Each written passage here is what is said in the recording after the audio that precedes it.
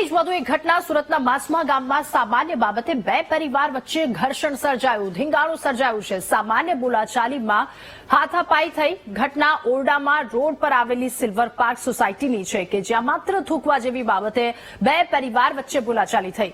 બોલાચાલીએ ઉગ્ર સ્વરૂપ ધારણ કરતા બે પરિવારના સભ્યો વચ્ચે છૂટા હાથની મારામારી થઈ હતી અને મારામારીની સમગ્ર ઘટનાના સીસીટીવી પર સામે આવ્યા। हाल तो पुलिसे बंने पक्षनी सामसामे फरियाद नोंधी और आगळनी कार्यवाही हाथ धरी है।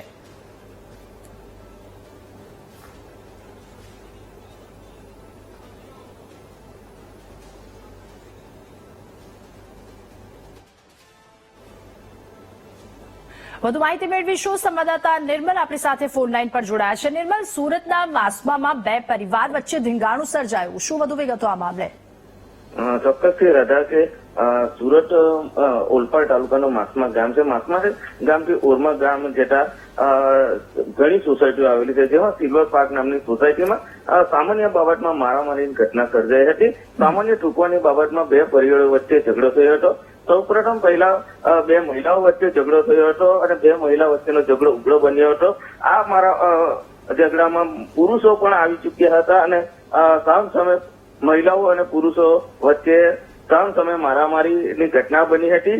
સમગ્ર ઘટના સીસીટીવીમાં કેદ થઈ જવામાં પામી હતી અને સોસાયટીમાં મારામારીનો ઝઘડો થયા બાદ બંને પક્ષ ફરિયાદ માટે ઓલપાડ પોલીસ સ્ટેશન ખાતે પહોંચ્યા હતા, જ્યાં ઓલપાડ પોલીસે બંને પક્ષને ફરિયાદ લઈ અને કાર્યવાહી હાથ ધરી છે। મહત્વનું છે કે